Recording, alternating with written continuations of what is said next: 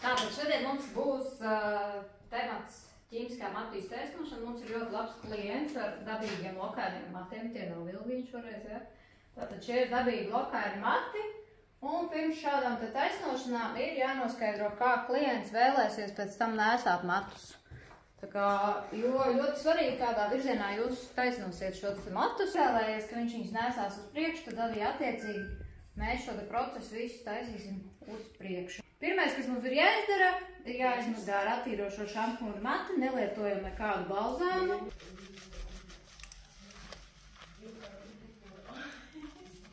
Pašas priekšas un aizsardzībai mēs varam izmantot kaut kādu plastikātu. Ja mēs zinām, ka mēs tā kā liksim uz virsmu uz priekšu, tad attiecīgi izmantojiet kādu termo aizsargplēvi vai plastikātu aizsardzības līdzekli, ieklājam un uzreiz arī izķemmējam.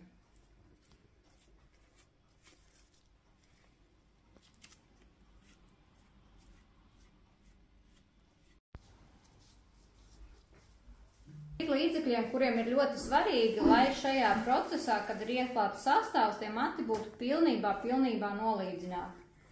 Šim līdzeklim nav tik aktuāli, jo mēs viņu pēc tam taisnosim vēl virsū ar karstumu iedarbību, tā kā ar matu taisnotāju. Un izturēšanas laiks šim līdzeklim ir dabīgajos matos no 20 līdz 30 minūtēm. Tas, kā mēs varam pārbaudīt, kā ir iedarbība notikusi, ka paņem šo šķipsniņu, ja ir garāki mati, tad viņu siena cilpā, šeit mums nav tāda, tad mēs viņu vienkārši varam paskatīties, paspēlēties ar viņu, vai viņš tā kā grib lokoties apakaļ, vai viņš tomēr stāv tāds taisns. Tas ir uz sajūtām un uz redzi. Ir šajā mirklī jāsaprot, vai tas mats grib lokoties, šeit viņš tomēr vēl bišķīt met loku.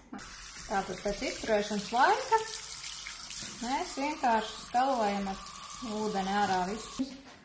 Apstrādāsim speciāls līdzeklīts, tā kā aizsardzībai, kas palīdzēs mums arī taisnot un saglabās matiem, arī dos tādu aizsardzību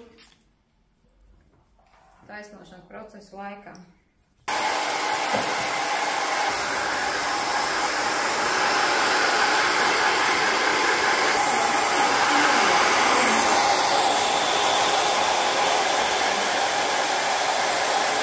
Loka ir ļoti intensīva arī pēc žāvēšanas.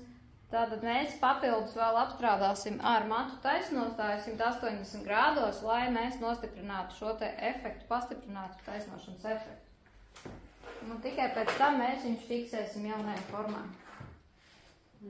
Taisnošana arī notiks uz ļoti smalkām šķipsniņām. Taisnošanas reizes arī atkarīgas no matu tipa un instrukcijā norādīts. Šeit var laist līdz pat 4 reizēm virsū. Tad mums ir jāizvelt katra šķipsniņa, lai viņa ieņem savu jauno formu.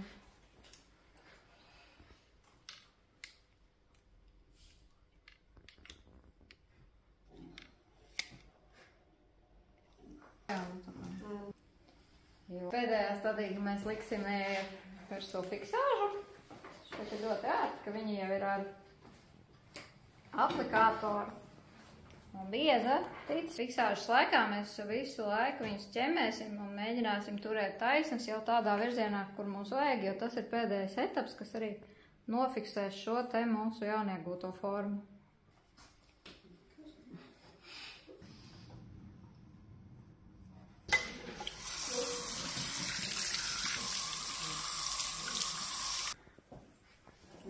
Ну да,